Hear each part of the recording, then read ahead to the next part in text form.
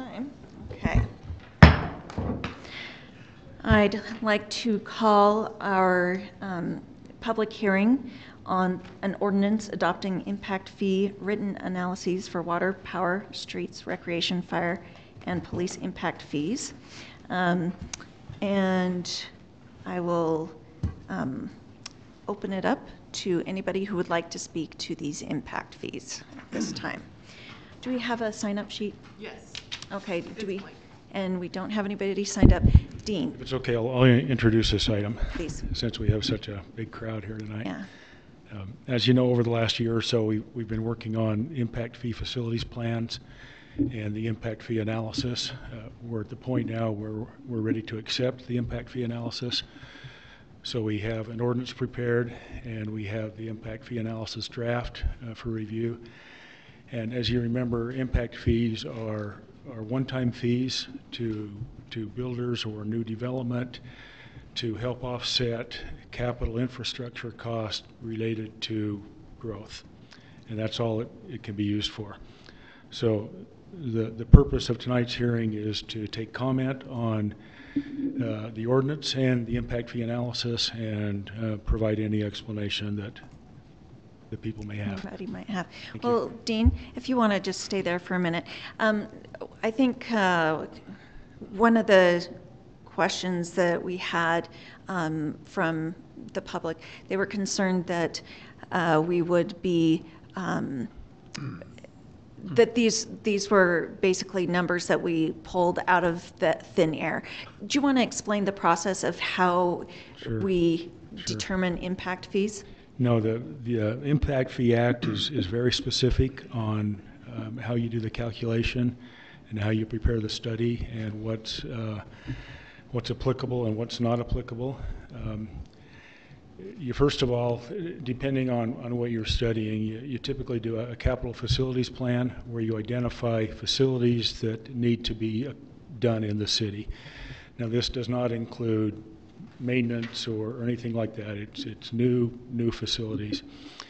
And then as part of that capital facilities plan, you carry it forward to an impact fee facilities plan where you identify the proportionate share of those capital facilities that new development is responsible for.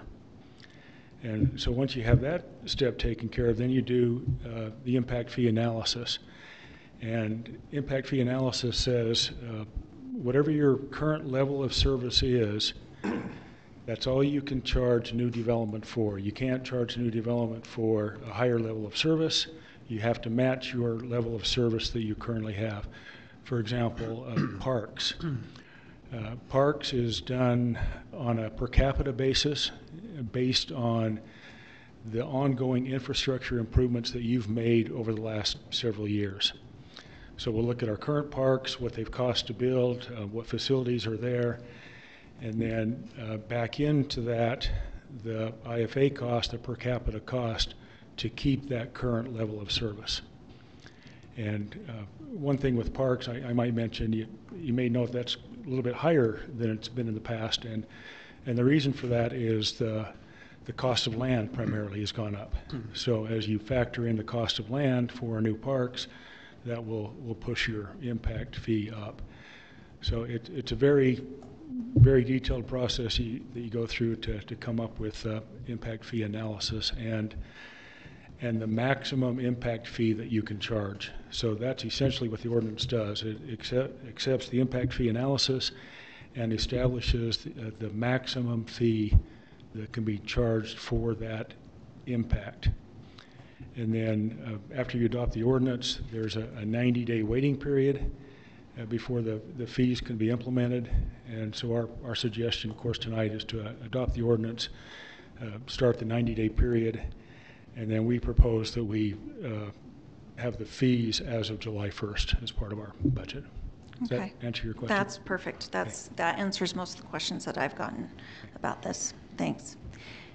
Nick, how long should we keep the hearing open so that we give people adequate opportunity to get here? You know, I think if you kept it open for another 5 minutes and gave them 10 minutes with nobody here at the beginning of the meeting, The weather's good today. I mean, it's cold, but relatively good. And nobody signed up. I think 10-minute window gives people adequate time. Okay, thank you. Mr. Wall. I kind of take offense to what he had to say. I'm Dean Wall. He said if nobody's here, and unfortunately, I'm not in the Oh, shame. So that's the only offense I take to what he had to say. Okay. Thank you for being here, Dean. We appreciate it. All right. Well, we'll wait for the public to arrive.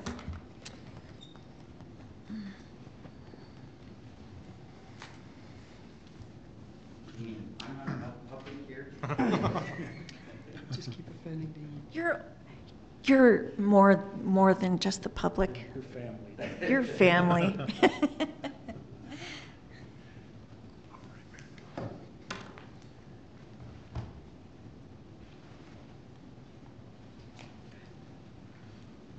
I fall asleep in the next 5 minutes, she'll wake me up.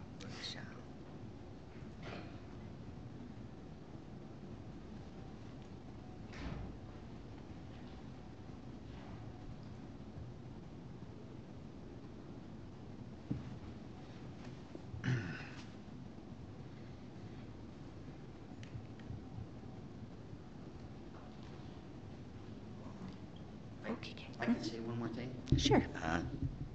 Does anybody need a candy bar? I still need to get rid of those, and I got them in my car. Do you want to make the distinction between need and want? Whichever. I need to get rid of them because keeping them in my house, I'm tempted to eat them, okay? So I can run out to the car real quick while we're waiting for the public to show up, okay? Oh, thanks, Dean.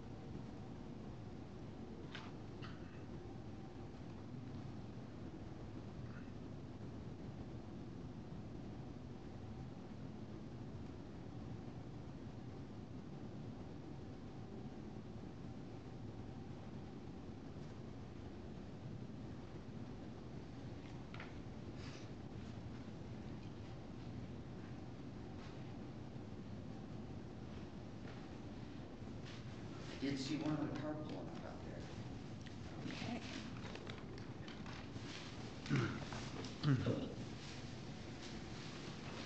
there. They're cold too.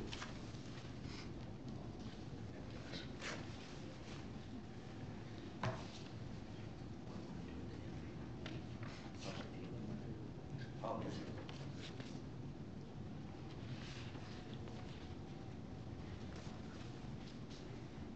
You guys on the camera? Just moved.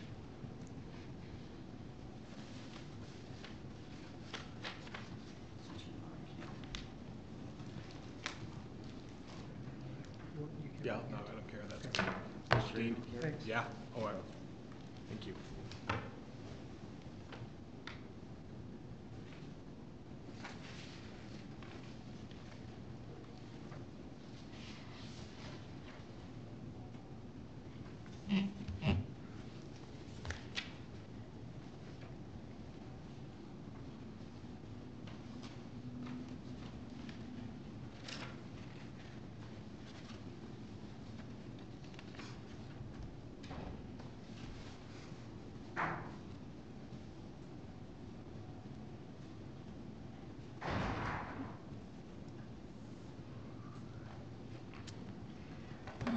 right, according to my clock, it's been about 10 minutes. So I will now close the public hearing on the impact fee ordinance.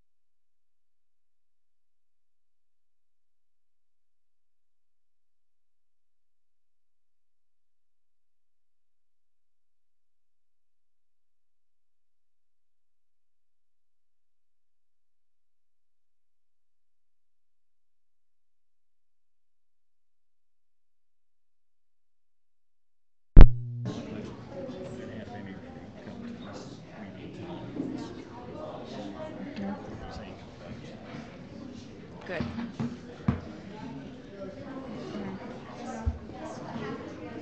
Okay.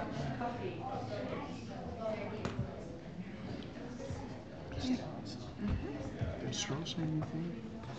He's not going to be here. Okay. He got back in town, but he's not ready to do council.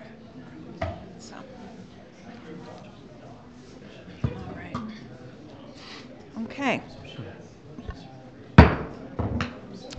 I'd like to call our February 21st, 2019 City Council meeting to order. And we will have a opening provided to us by Councilmember Dave Adams.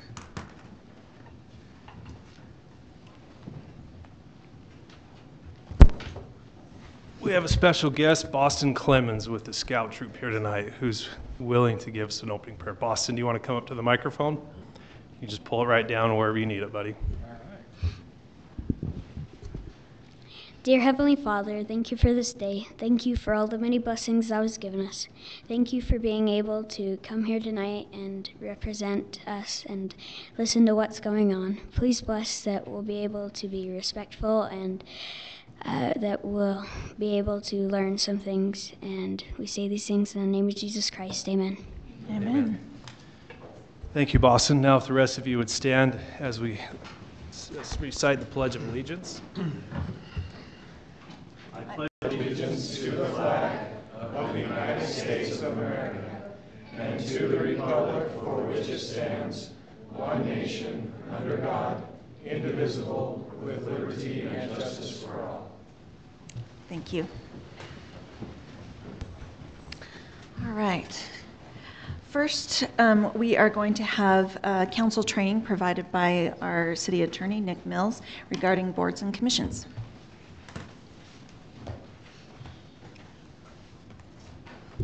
Thank you, Mayor Witt, members of the Kaysville City Council. It's good to be with you this evening. I don't want to take too much of your evening up, but I just wanted to give a little bit of training. We're planning on doing this at the Planning Commission, probably the Power Commission as well. But just on the role of the different boards and commissions, we have two commissions here in Kaysville, the Power Commission, the Planning Commission, and the City Council, and kind of the different roles that each body has. So Dave Church wrote a great article that kind of outlines the role of the City Council. That's on the Utah League of Cities and Towns website. And in that, he says that the governing body, the City Council, in our form of government, holds all of the legislative and the executive power of the municipality.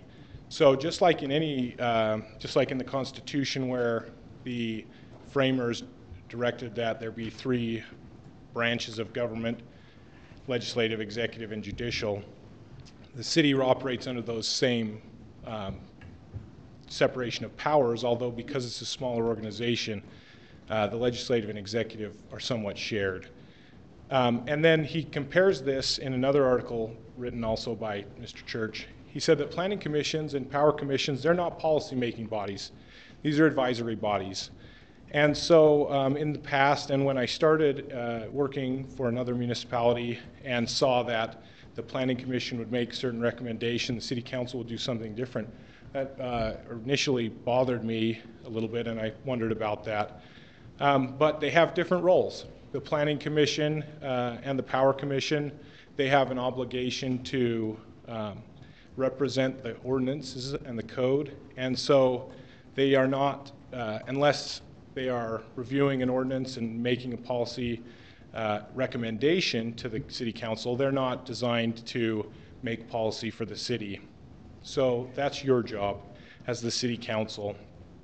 One of the things that City Council members and Planning Commission and Power Commission members should do is when you become a City Council member or a Planning Commission member, Power Commission member, you give up some of your ability to speak freely, I guess, through freedom of speech. And you don't necessarily give that up. You can still say whatever you'd like, but you're limited if you speak, you're limited in the consequences. And I'll give you an example that I heard from another municipality. This municipality had a development that was going through the Planning Commission process, and a City Council member went to the Planning Commission meeting and they spoke against the development and they claimed that they were willing to purchase that property. This did a couple things for that city council member. They were unable to vote due to a conflict of interest, having expressed a desire to purchase the property when that development came for city council vote. And then it also exposed the city to some liability.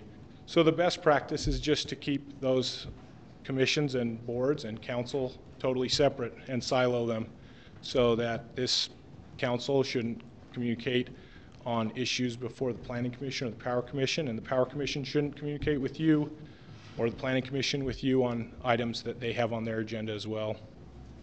That's somewhat brief training, but it's helpful to remember that this body, the City Council, is a policy-making body, sometimes acting in an executive role, but that the Planning Commission is not, and it's just an advisory body, except when you've delegated that authority to them. Thank you. Thanks, Nick. All right. Okay. Any declaration of conflicts of interest tonight? Okay. Okay. We'll move on to our consent agenda. Anybody want to remove it? I'll move that we approve the consent items. I'll second. Okay, it's been moved by Councilmember Adams, seconded by Councilmember Barber. Any comments? Okay, Councilmember Adams. Aye. Aye. Aye. Aye. Okay. Motion passes 4-0. Oh, also, I would like to excuse Councilmember DeCare tonight. All right, we're going to move on to our action items. First, we have an ordinance adopting impact fee written analysis for water, power, streets, recreation, fire, and police impact fees, enacting impact fees, and establishing a service area for the purpose of equitable distribution of the impact fees and related matters. We previously had a hearing prior to City Council meeting on this, and Dean, would you like to say anything more?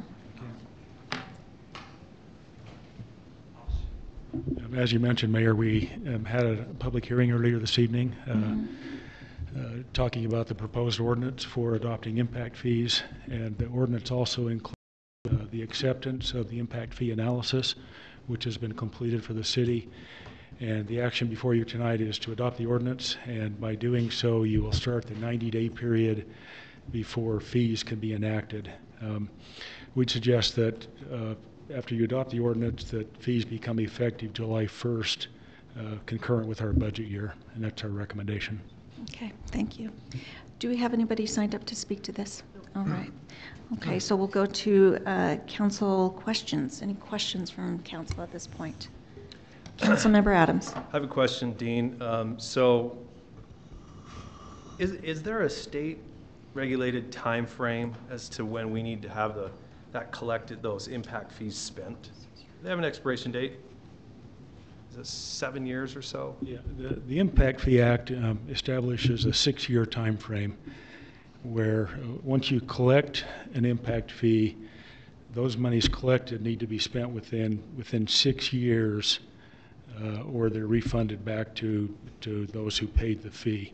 Now, there are some exceptions where if a project is beyond the 6-year horizon, if it's within 10 years, you can dedicate that and say, that goes beyond our horizon, so we're going to reserve those impact fees for an impact fee eligible project.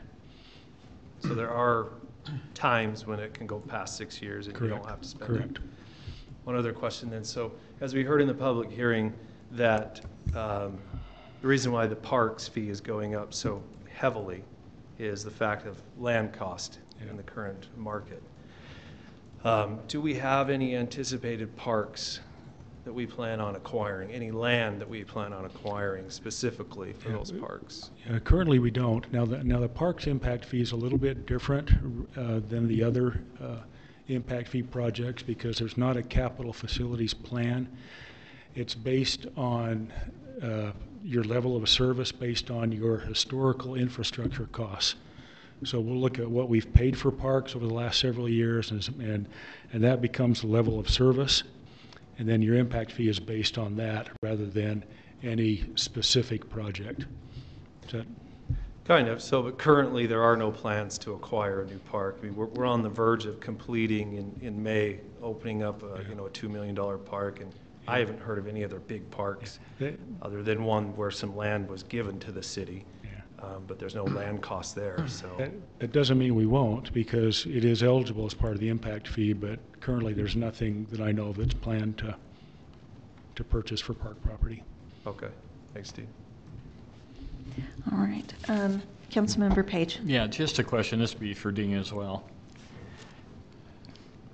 While you're up there, don't want you to sit down. That's, hey, just a quick one. When was the last time we did an evaluation for our impact fees? 2013 is the last enactment date. We did the study in 2012, and the enactment date was 2013. And we try to do it every 5 to 6 years. Okay. What do we anticipate for the future? I'll be honest with you. I think a lot of cities, they do it, I mean, literally, especially if they're growing. I see them where every year to 2 years they're doing a fee study. Yeah, I think in high growth areas that may be true. The recommendation is 4 to 6 years because it is quite comprehensive. That's usually what we follow, the 4 to 6 year time frame. Okay, appreciate it. Thanks. Thanks. Any questions? Okay. All right, I'll entertain a motion at this time. I'll move for adoption of an ordinance, impact fee ordinance, approving the impact fee analysis for water, power, streets, parks, recreation, fire, and police impact fees, enacting impact fees and establishing a service area for purposes of equitable distribution of impact fees. And I also move that this would be effective as of July 1st, 2019 with the new fiscal year.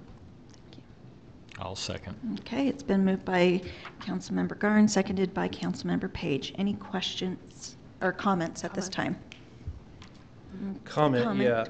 As far as the amount of increase in the parks sector, especially without the only justification given by the engineering firm or the firm who put the study together, as we've been told, is just the fact of land cost. And without any land cost or land acquisition on the horizon, even on the, in the 10-year horizon that we're aware of to buy a park, I disagree with the parks fee going up so exponentially. So I want that to be known. Mm-hmm. Am I correct in assuming that this is the ceiling, not the floor? So as we go along, we could lower the fees based on need. Dean, do you want to speak to that? Yes, this fee schedule will be included as part of our consolidated fee schedule with the budget. Mm-hmm. So as we go through the preparation of the budget and you determine that very thing, if you want to lower a fee, you can do that as part of the adoption of the fee schedule. You're correct, Mayor. This is the maximum amount based on the study that you can charge.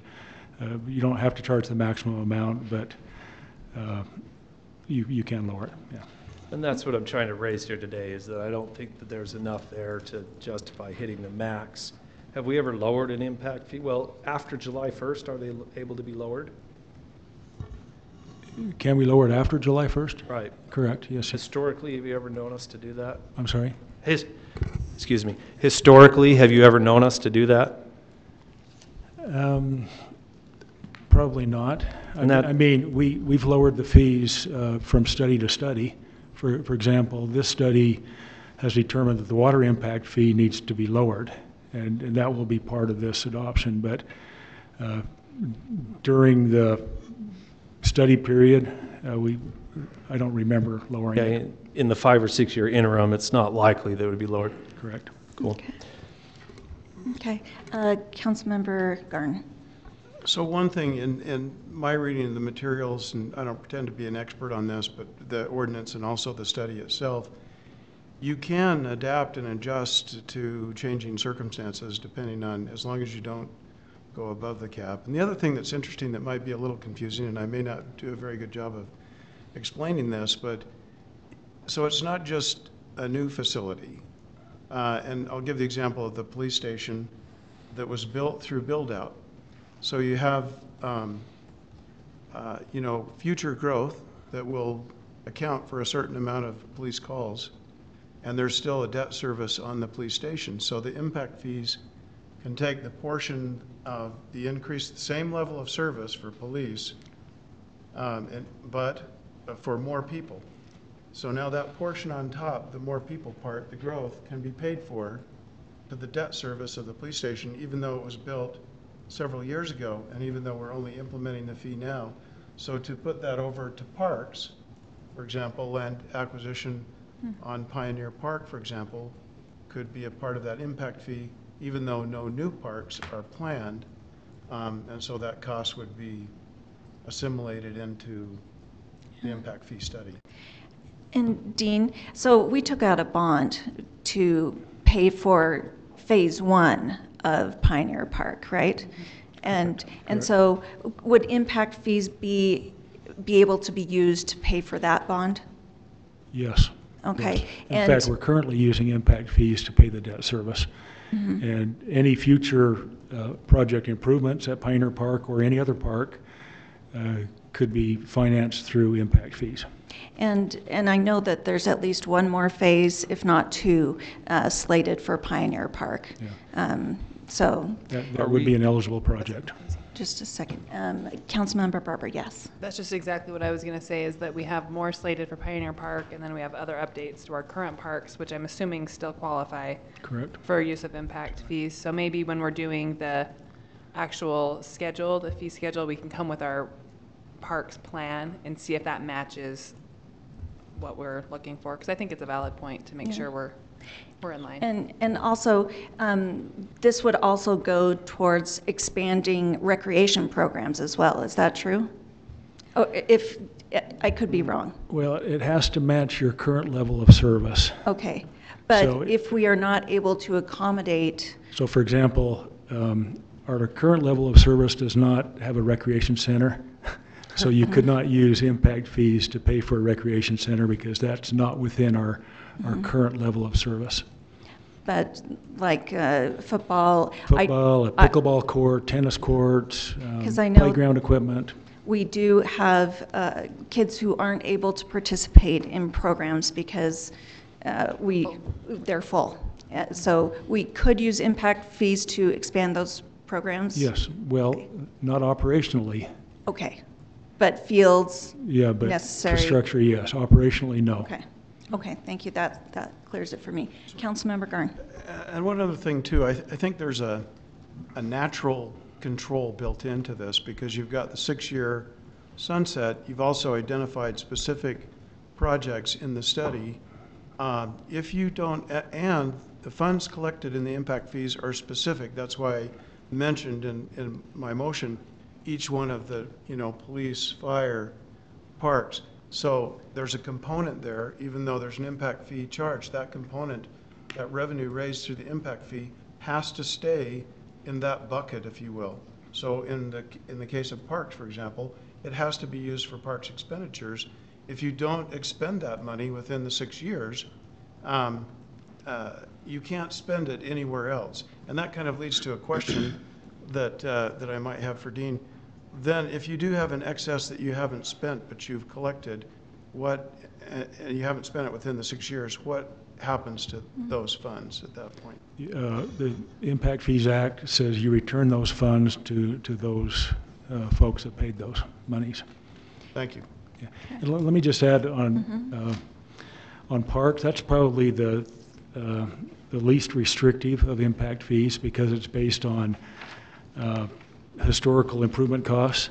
When it comes to other impact fees like water and power and transportation, there are specific projects that are listed in the impact fee plan and can only be spent for those projects or the proportionate share of those projects due to growth. Okay. Thank you. So, Dean, are you saying Councilmember Adams. that impact fees that we're about to approve in this current study can be used for yesterday's debts? I thought it had to be an outlined, defined project like you just described going forward. Well, there is the buy-in capacity, or the buy-in component of impact fees. If you have excess capacity in a particular area, for example, Councilmember Garn mentioned we have excess capacity at our police station to cover till build out. That new growth needs to buy into that excess capacity. And that's understandable. On the park side, I got a little gray and fuzzy, but so for clarity though, the concern I raised was the fact that all of these funds, all of these impact fees have to be very well documented and justified by an engineering firm as to why they're going up, what's causing them to go up, and it has to be within legal parameters. So with my concern though about the parks, the only driving force that drove up the parks impact fee was the cost of land. And we don't anticipate buying any land. So that's the point I'm making here. I get that there's other phases of Pioneer Park coming, but we own that land already. So if you could propose an argument to me, well, Councilmember Adams, we don't own the next phases, so we got to buy them, then I could buy into that argument. But without having any land to purchase and saying, well, the cost of land is driving up all this fee, and then we're going to use those monies for other things, I think when a developer or contractor or home builder gets a hold of that information, they're going to be a little bit irritated, and we might be refunding those monies in 6 years. So that's where the concern comes from. Okay. When do we anticipate, so if we vote this through tonight, the fees are still going to be adjusted. We're going to set the final fee. Right. We're doing that in our budget In our meetings? budget, isn't that correct, Dean? Yes. And we'll present that back in council, or we're just going to adjust that in budget meetings? It is part of the budgetary process. It'll be part of the consolidated fee schedule, which you adopt each year as part of the budget. So if we wanted to go through, so am I right in thinking that if we go through, could we go through that process and say, okay, for this one, we're going to keep it at the maximum rate, but this seems a little high to us, we would like to lower it. Are we allowed to do that at that time? Or does it have to be uniform across the board? No, you're allowed to do that. There are some ramifications with that, but yeah, you're allowed to do that. To pick and choose? Yeah. And the ramifications are? I mean, that's why you do the study, saying that new growth is going to pay for these facilities. If you decide to lower that, then new growth isn't paying for those facilities. Your current residents are paying for those facilities. I think with regards to the parks issue of not having any land that we're planning on purchasing. Yeah, and that's a good point. There's Absolutely. cause there. Yeah. Okay. All right. Yes, Councilmember Barber. I was going to say, I think it might make more sense if we brought data as to the park improvements, the playgrounds, the courts, the fields, and brought those prices and anticipated rather than land, because that's where that money will actually be going rather than purchasing new land for comparison. That's probably Well, then we're kind of breaking the study, because the Councilmember only Adams. driving force was the cost of land. There's strict laws that guide this, so if the study didn't say that you just proposed is justifiable and fits the law, you can raise your fee, then we're breaking the law. Then we can have a ramification. Yep. Dean, did you have something to No, say? I was just going to add that the land cost was a contributing factor. It wasn't the only factor, but it was certainly a contributing factor to raise those costs. Okay. All right. Okay, thanks for the good discussion. We had a motion, we had a second, we had comments. Let's vote. Councilmember Page. Aye. Aye. Aye. Nay? Okay, motion passes 3-1. Okay, Historic Preservation Committee ordinance. Shane? Mayor, City Council, the last meeting we had this on a work item, and we discussed a couple of the provisions of this ordinance. The one that really was the demolition section. I've changed that from 7 days to 30 days. Seemed like there was consensus at least last meeting for that. But other than that, we've left the ordinance the same. I think we changed a typo or two as well. So we believe it's ready for adoption, but we're open to changes and discussion. Okay. Do we have anybody signed up to speak to this? Okay. We'll go to council comments. And I'm going to start this off, or questions. It's questions first. I have a comment, not a question. So Or here, I'll phrase it as a question. Do you Noted. think it is a Point of order? Sorry, I would just say that, and maybe Nick could speak to this, except in the case of a tie, you're not a voting member, and you're also the chair, as mayor, you function as the chair. And so I think you have the flexibility to make a comment in the question section. But I like how you think. you must, Here's something I'll just bring up. In the discussion that we had last time, I was uncomfortable with the talk of demolition in regards to private property owners having to basically wait to do something to their land until this committee could come take pictures. I think Councilmember Adams had concerns with the demolition portion because it did not clearly state that it was just for the private landowners. Could the city go ahead and demolish something? So I just don't like this provision about demolition and having to document. I think that Councilmember Adams would be concerned that that we would go through a process and demolish a historic structure without a public process. I'm more concerned about our people who would like to do significant remodels on their homes and have to wait on an unelected body to come take pictures. So I have a hard time with this provision. I would like to take it out. The rest of it, I have no problem with. It's just that one provision that bothers me. You would take out the whole, the city will delay issuance? Yeah. Okay. Because I think the delay. Councilmember Barber, sorry. The delay, it changes when you look at a private person with a private landowner coming in and asking for a permit and us imposing a delay on them. That does feel wrong. It seemed like my question came from in the idea of a city-owned property. And I realize you're right, we don't really have a lot of those historic properties, but that's where my perspective was coming from. When we look at it for the private lens, I can completely see what you're saying. Right. It seems not like our place to interfere with their processes. Yeah, if you're just Yeah, to separate it Councilmember out, Adams. and if you're just to put that stipulation applies to only government-owned properties, and leave it whatever, but. I'd be okay with that. Shane? Yeah, that's fine. We can do that. I just wanted to remind you what I said last time, which is that this section doesn't give the city permission to do anything, to demolish their own property in a certain number of days. All this is trying to do is to give the Historic Preservation Committee time to document a building that might be being torn down. If the city wants to establish procedures by which we demolish buildings, this isn't the right place to put that in there, and this doesn't do that. But if you'd like to do that, I think we can do that. But I think it's mostly private places where we try to get them to document it before they tear it down. And I'm just going to put my stake in the ground and say I don't think that I don't want that in there. I don't get to vote, but let it be known. All right, any questions? Back to questions. Sorry to veer a little bit. So are you saying you don't want that in Councilmember there for Adams. public or private? Clearly? I do not want it there for public or private because I think we need to have a specific policy. If we're going to talk about our civic buildings, we need to have a specific policy specifically for our civic buildings, right? I don't like the ambiguity of this. That's why I want it out.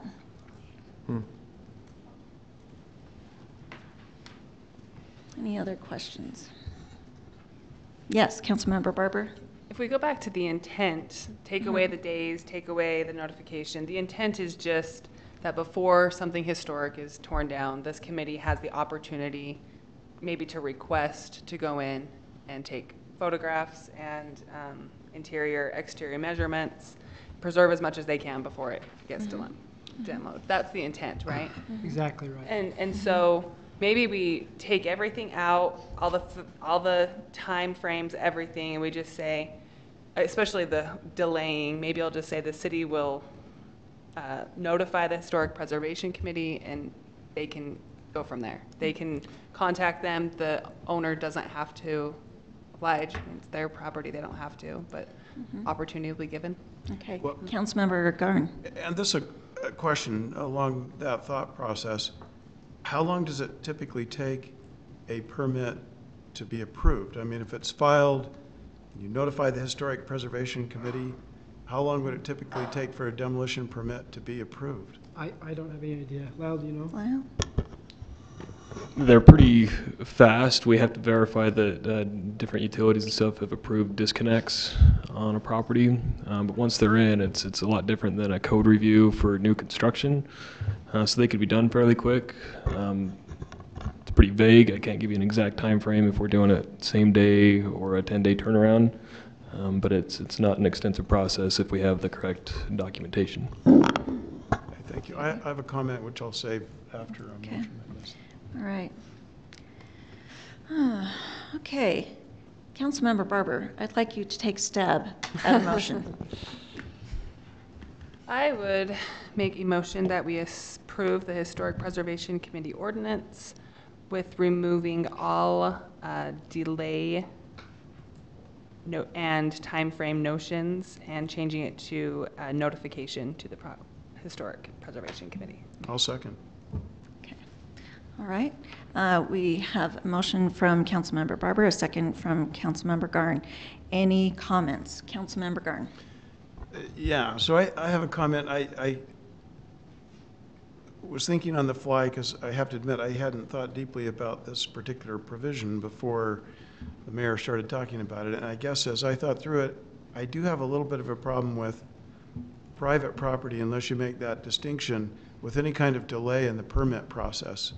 It's kind of like, you know, I mean, as important as historic preservation may be in a community, I'm not sure that it's government's role to tell a private property owner that they have to wait while some other private process takes place through quasi-private volunteer, I guess, quasi-governmental appointed body, time to do that. But notification, there's no teeth in that, right? Yeah. I mean, you're letting them know. And the reason I asked the question about timing is by the time you get, so Historic Preservation Committee gets notified, you've got a permit process which may go fairly quickly, but then after you get approved, you're going to line up contractors. It's going to take some time to do that. So just naturally, if the committee's on top of this, it seems like they would have a reasonable amount of time without putting a time limit in there to document the historic building and put that in the archives or something for the museum. Thank you. Any other comments? I agree with Councilmember what's Adams. being proposed when it comes with regards to private properties, especially private properties that aren't, under the guidelines of any historical act or any, historical laws of the state of Utah. Then they should have the right to do whatever they so choose on whatever time frame they so choose with their historical properties. But when it comes to government-owned properties, I mean, this provision was in there by whoever drafted this document originally, and so I don't see the harm of separating the two apart and saying, with regards to publicly owned properties, there will still be a 30-day opportunity. I think that gives a committee time to not feel like they have to scramble, and those are properties that we do actually control. So I would offer a substitute motion to the maker that we separate out the two. And I think Councilmember Garney even kind of, alluded to this a little bit, that he may, the private thing, I think he and I are eye to eye on, but I would offer a substitute motion that we separate the two out.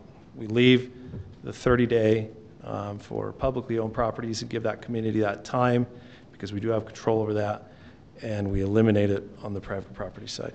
I think that what we said was that we needed to have a whole different process established for city-owned facilities. So city-owned facilities are not covered covered in this. What I'm proposing is that we actually legislate this into this so that that demolition document can't dilute any of the powers of this committee.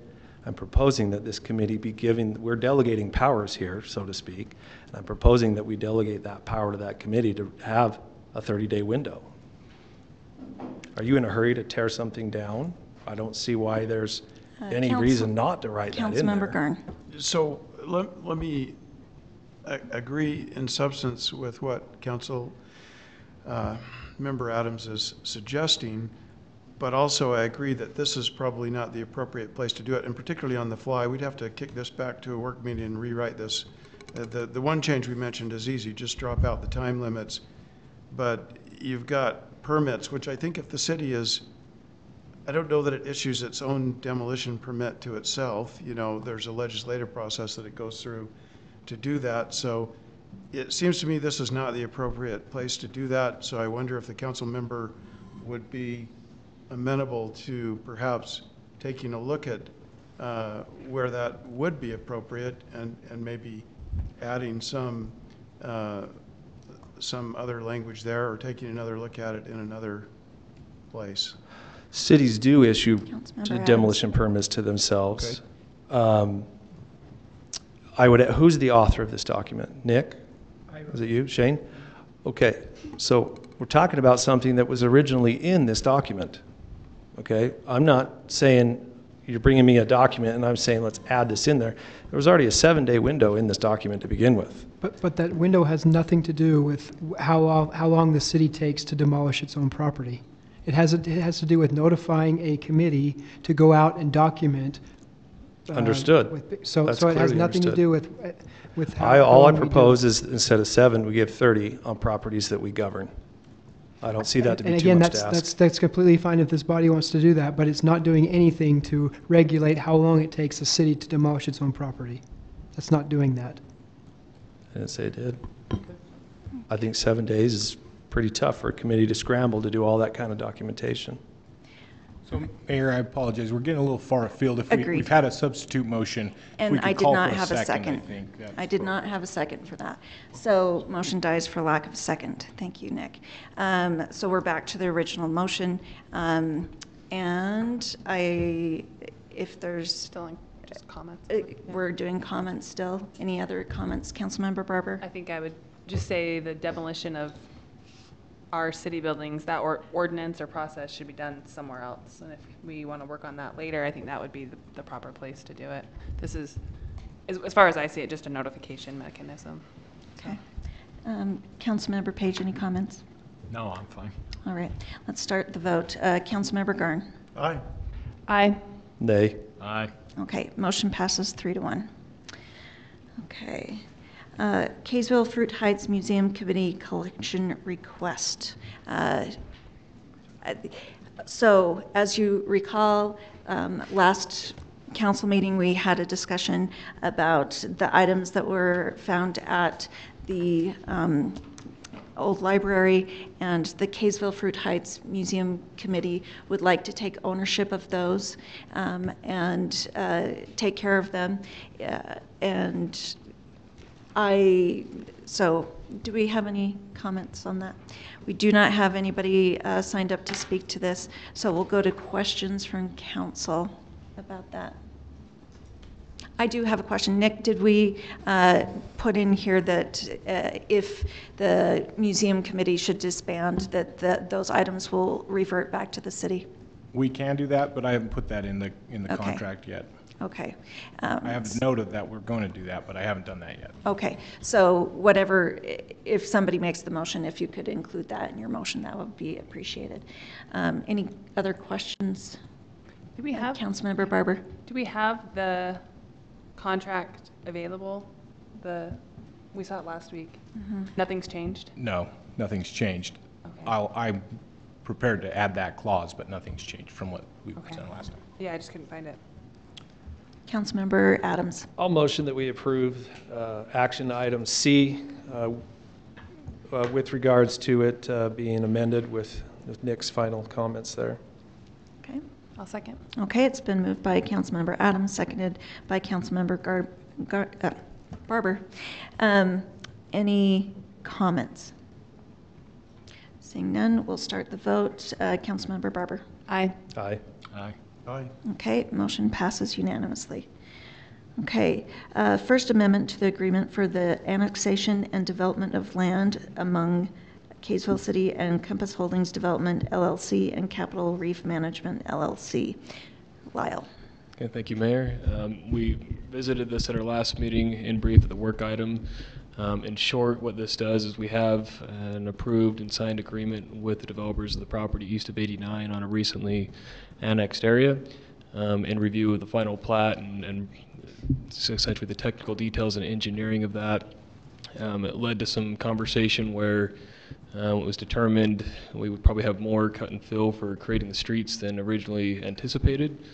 And in such a case, it made sense to have sidewalk that wasn't actually required with the preliminary plat. And together with that, coming from where our water comes from, Weaver Basin Water District, they've asked Kaysville, along with our other cities here in the area, to stop allowing the use of secondary water east of Highway 89. And so this agreement essentially accomplishes those two things, where it took away a requirement from the development to utilize secondary water on a majority of the lots. And then also, they've agreed to add sidewalk on both sides of the public street, even though it wasn't required as part of the preliminary plat. They do have representation here this evening, and I'd be happy to answer questions myself. Okay, thank you. Did we have anybody signed up to speak to this? Okay. Questions from council?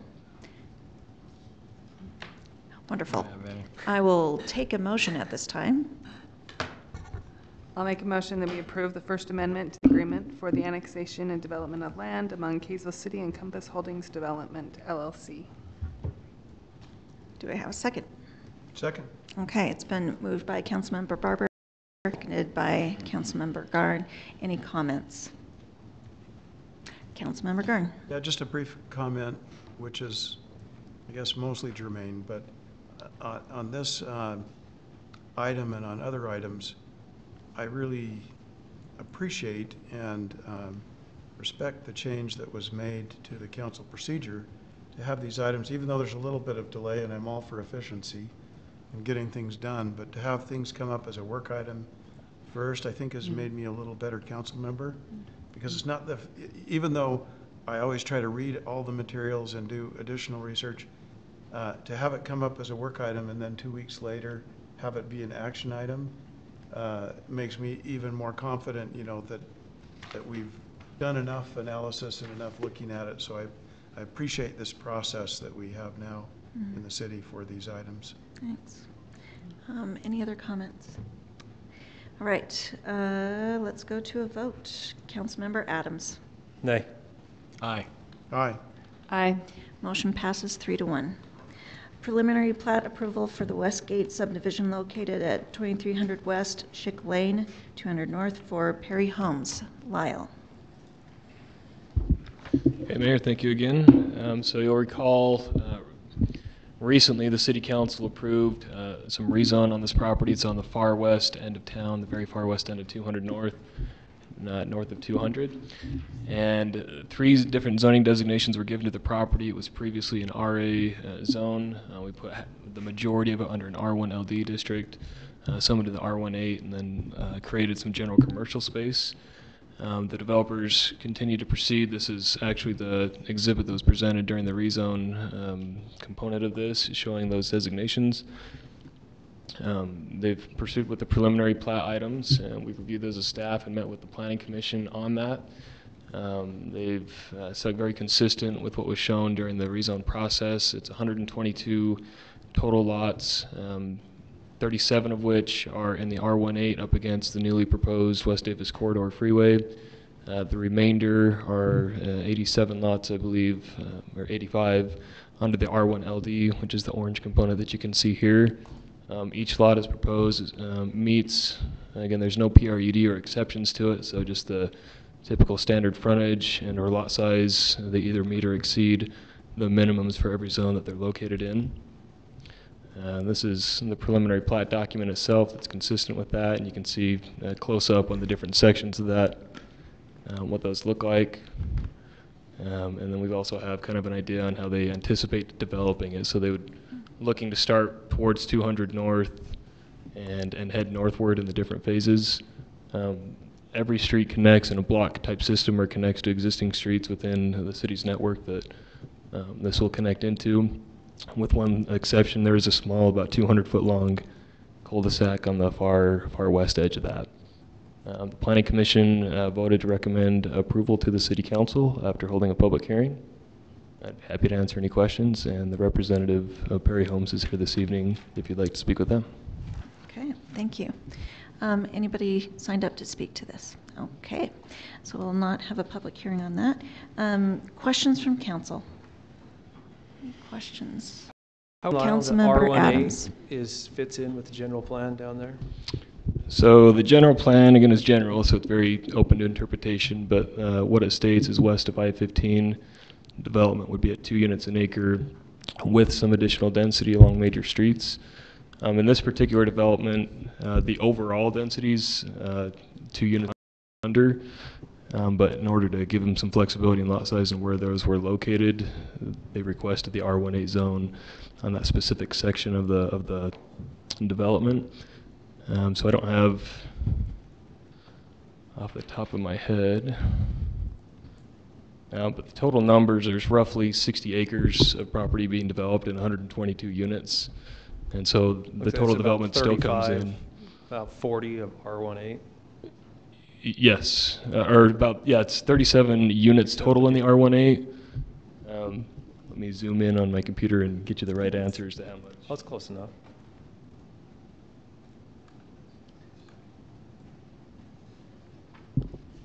Well, it's a little fuzzy, so I may have to get the developer to help with it, or I can pull up the documents. But it's roughly 12 acres of the R18 zoning, and so the remaining 40 and change is the R1LD.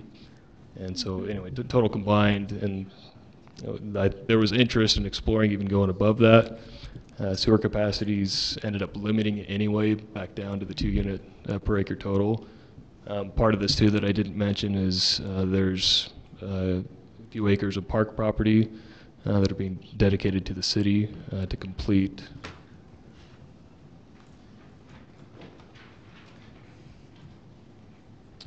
the open space on this park that we've been working with the Schick Lane subdivision on.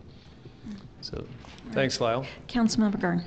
One question. So was there any impact fee relief for the donation of that property?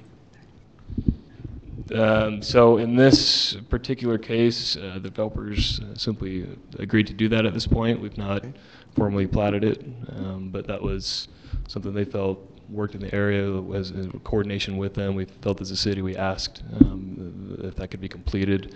It's essentially improved as a park already. Improved might be an overstatement, but it has trails and things with it that was originally part of some of the development to the south. And so this just retains that use and function of it and completes that whole, and I think they felt it was to their benefit to support their subdivision. Thank you. Thanks. Councilmember Barber. I know we went through this before, but the sewer question came up quite a bit, and I just heard that the sewer district approved it, that this was the maximum capacity that they felt comfortable with. Do we have a formal process for them signing off on this before you guys send along the so plats? we've been heavily involved with them, Okay. even just under the consideration of the zoning on this particular piece. So again, when it was looked at, it's not adjacent to any existing, or at least significant portions of it, Kaysville residents or neighborhoods. There's a freeway on the far west edge of it, and so there was interest in considering more units. And so we'd been in contact with the sewer district, and they were very specific on what capacities and availabilities there are there. Okay. The final sign-off will actually come through the final plat process with the subdivision. So once everything's engineered, sized, the sewer district has to give approval for the development to occur, or else they won't let them build the sewer lines and support the homes. So they'll have a final opportunity. Okay, thank you. Any more questions? No? Okay. So I move for, Councilmember Garn. move for preliminary plat approval for the Westgate subdivision, Perry Homes. I'll second. It's been moved by Councilmember Garn and seconded by Councilmember Page. Any comments at this time? Councilmember Garn.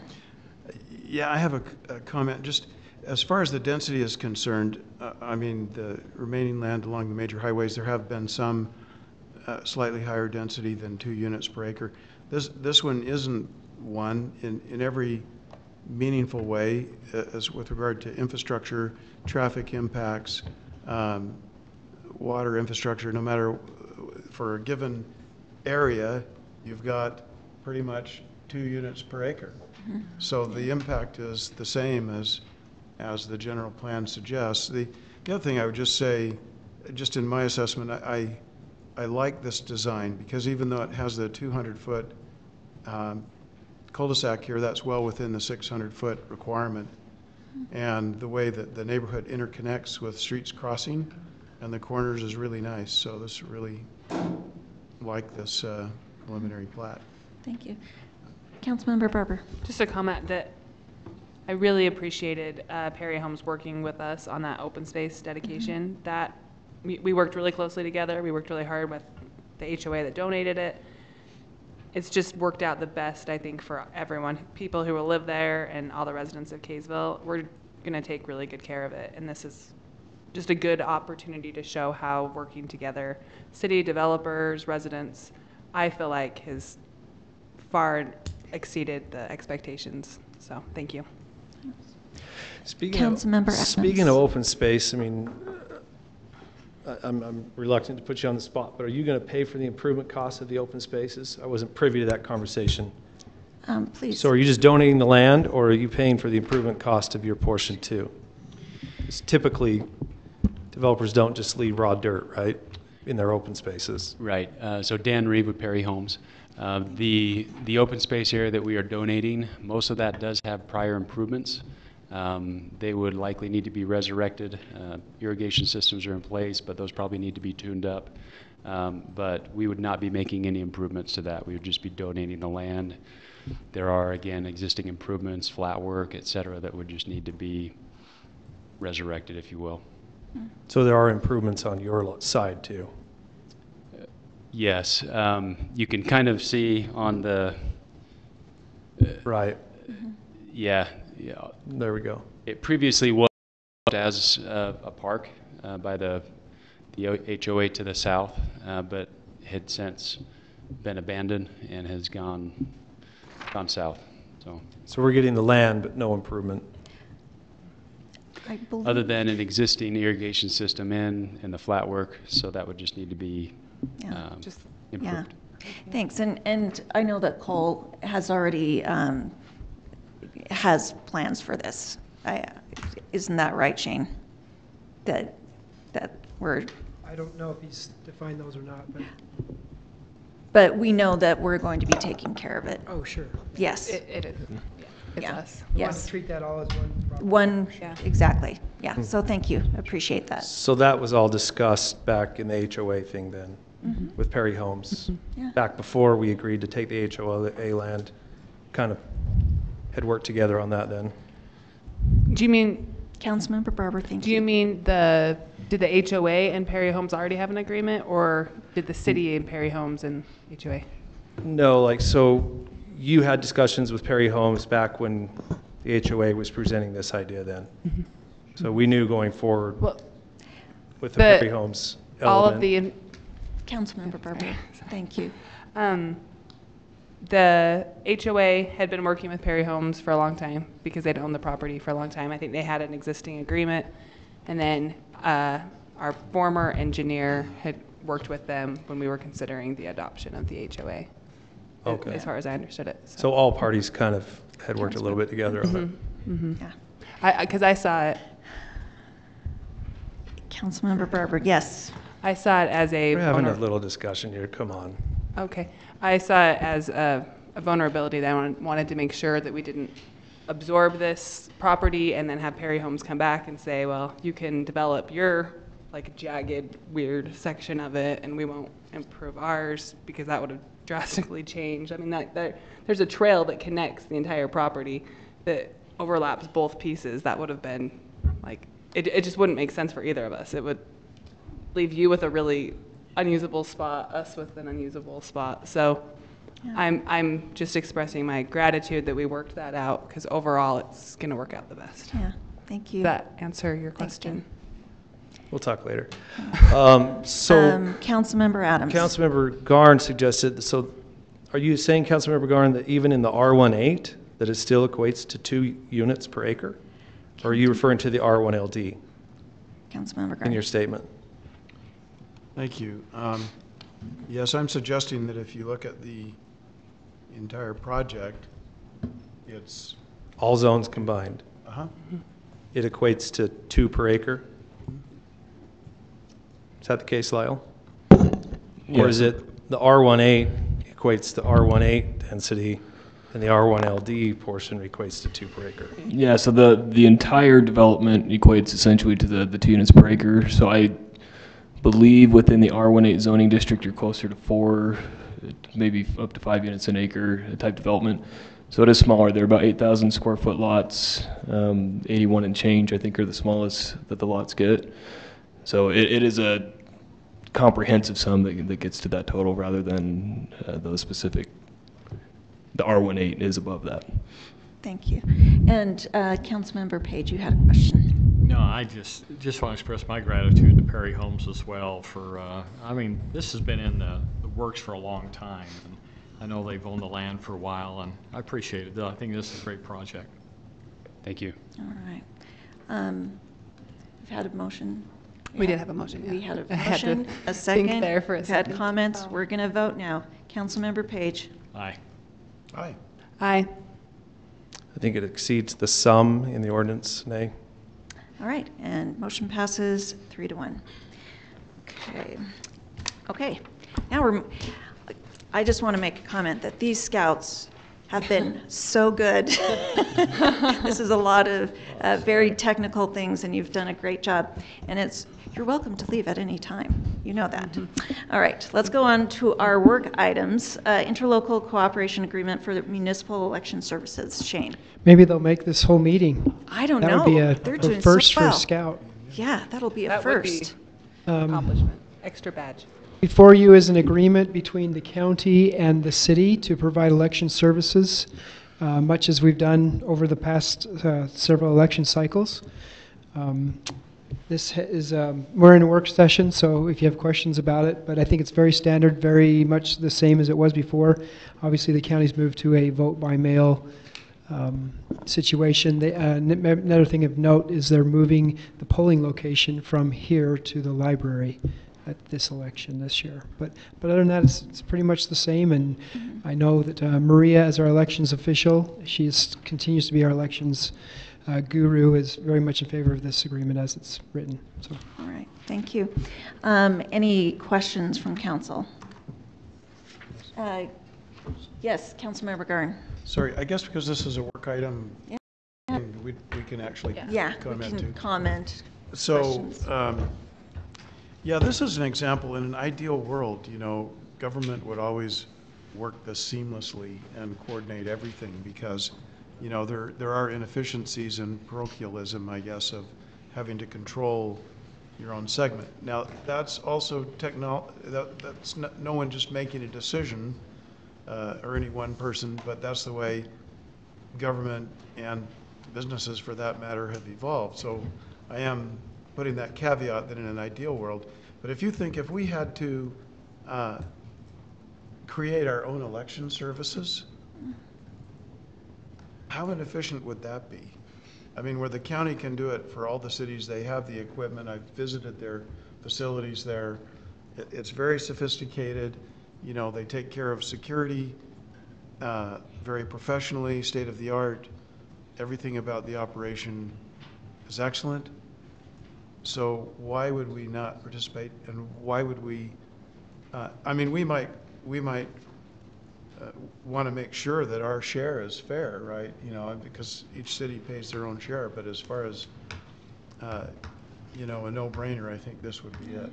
So. I think it's a good value for the amount of recreating the wheel, how much that would cost. This is really good value. Councilmember Barber. Just on and I agree.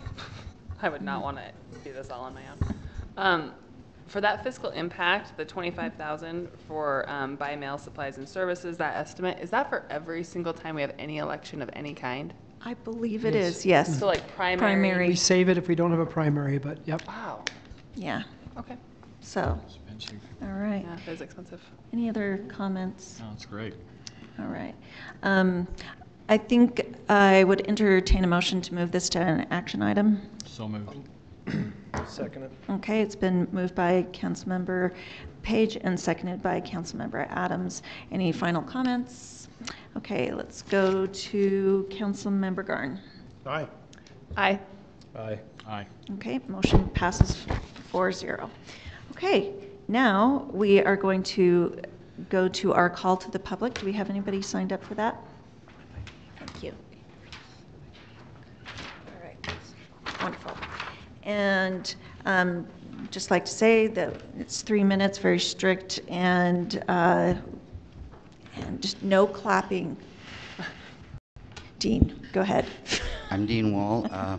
Since the city's brought this out public about an incident between me and one police officer in the city and 2 firemen, just so the people know, the 2 firemen and the police officer in 1 week tried to kill my wife in 2 different occasions.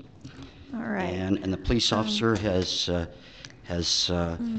lied about it in his police report, and the fact that you've brought this public, I just think my side needs to be told, and I'll be telling over the next several weeks, or the next several council meetings that I mean, the fire chief has been cooperative, the police chief has been cooperative, the city attorney has been cooperative, but bringing this to the public and putting it out there, I think like I say, I think my side needs to be heard. And my side is that these 3 individuals, and I have a doctor's statement that will confirm that on 2 occasions, one police officer, if he'd have got his way, my wife would have been dead.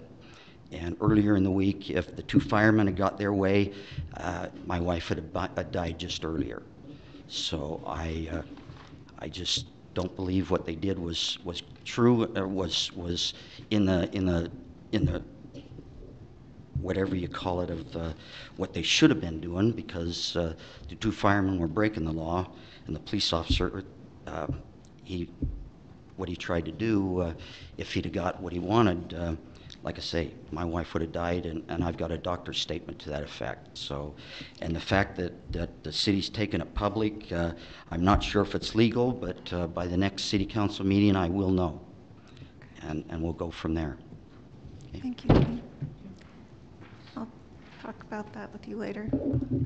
All right. Okay, we don't have any other people signed up for public comment. So we're going to go to council member reports. Community development. Anything for community development? Yeah, hey, just, we talked about those impact fees tonight. One thing I think it'd be really important for the council to know, as well as the public. I do know that in the past we've had issues or trouble with some people when they, for example, I think there's a misconception when they finish off their basement that they're going to be charged all these impact fees and stuff. That's just not true at all. In fact, the city, their charge is only $250. That's what we charge for a basement. And it'd be well worth for people to do that. There's a lot of liability to individuals that don't have the city involved and have a permit when they try to sell their homes. So just to to let the people know that that's kind of how it is, and so they'll be willing to be a part of that process. Okay, thank you. Public Works. Yeah, thank you. It's I'll just bring up a topic. I won't wade too far into it, but in the news, Sandy, thank you. Has had some bad publicity over their fluoride issue, where there was a power outage and too much fluoride went into the water. And then there was some delay in notifying the public of that. And I don't know any of the circumstances there, but I just wanted to make a couple of distinctions. And I don't want to be misinterpreted. I'm not making any judgment on what Sandy City did, but just some distinctions between Sandy, who has their own municipal water system, and Kaysville, who manages the pipes and delivery and billing and everything, but who buys water wholesale from Weber Basin Water District.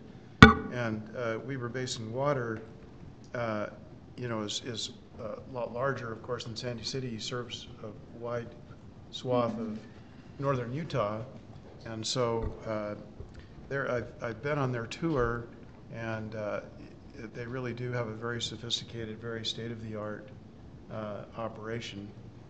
And so I would just say too, the water in Kaysville is tested, I think, 35 to 40 times a month, and there's so hopefully, you can always have something go wrong. I think that our city is very committed to testing, knowing what the water quality is, and also to notifying the public very quickly in the case of any type of emergency, not just water. So just my comment. Thank you. And for any residents who are listening, please sign up for Reverse 911 from the city.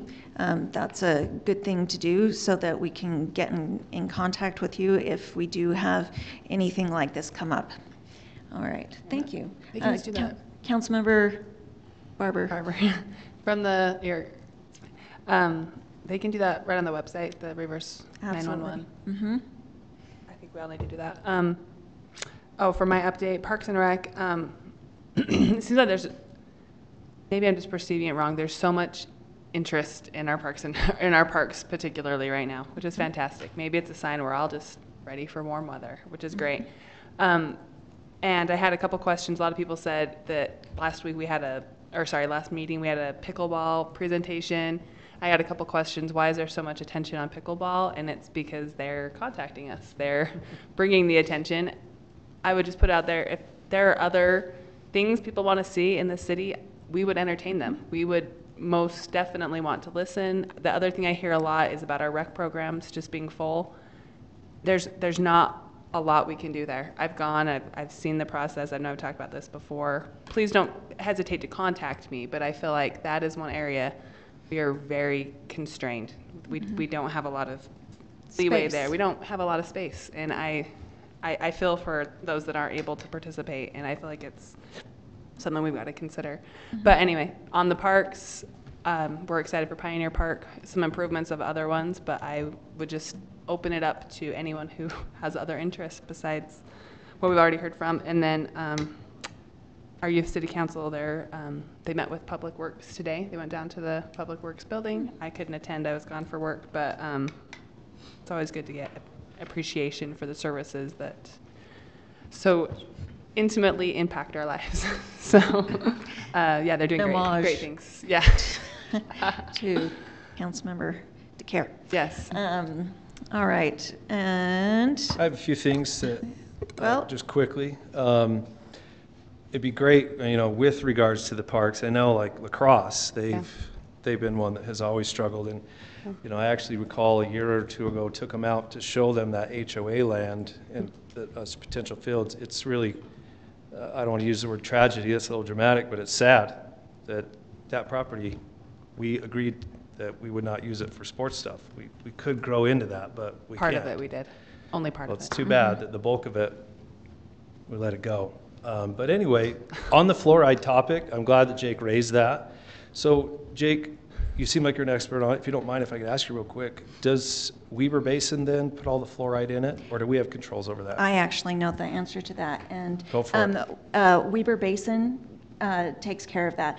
Since they treat all the water, they are the ones that make the decision on whether or not to put fluoride in. And if you don't want fluoride in your water, you buy your own water, because there's not vanilla and chocolate. It's all one flavor. So. I think only one minor correction, and I'm open to be corrected, but they don't make the decision. The voters make the decision. Yep.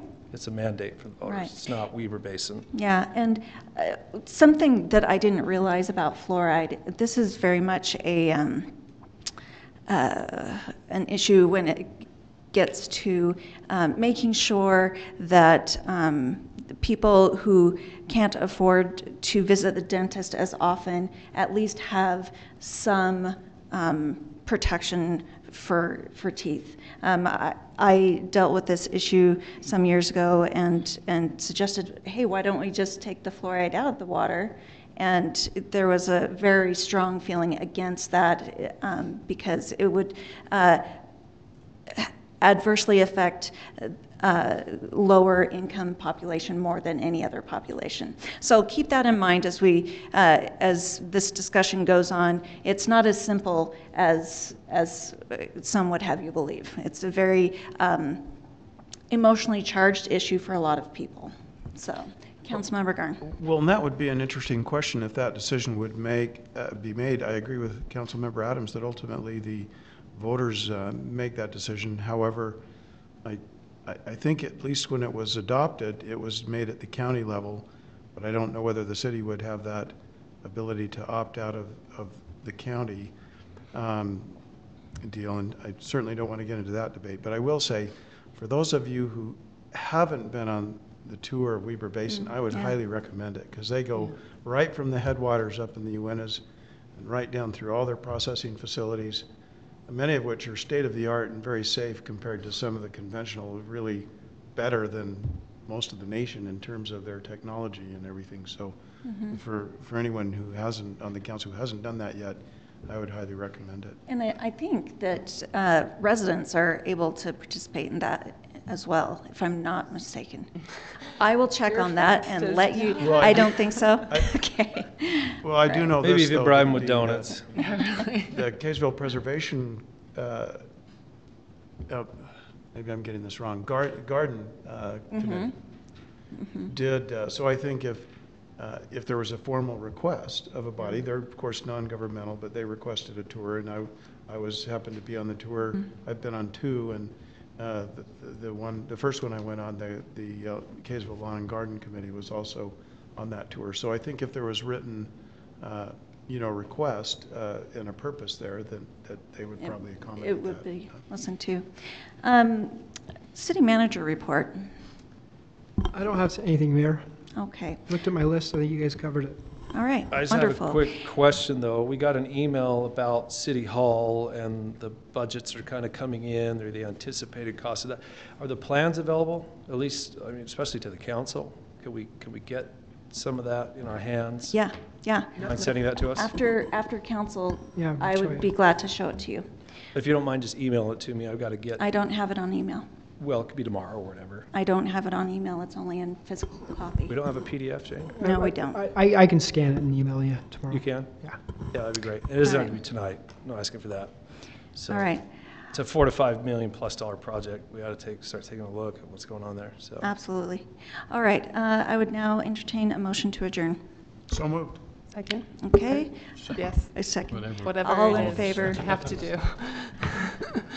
Aye. Aye. All right. Thank you. Or, wait, no, in that case. There- I just